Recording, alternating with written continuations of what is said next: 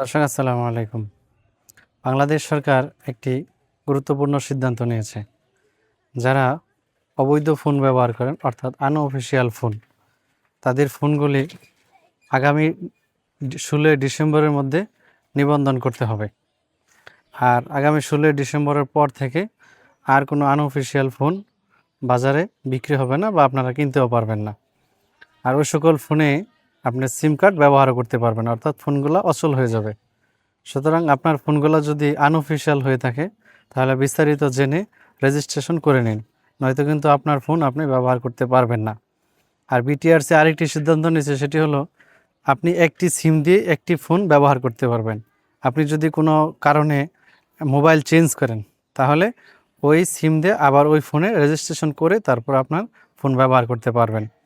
কারণ বাংলাদেশ সরকার মনে করছে এতে অপরাধীদের সংখ্যা অনেকটা কমে যাবে এবং অপরাধীদেরকে ধরতে পারবে।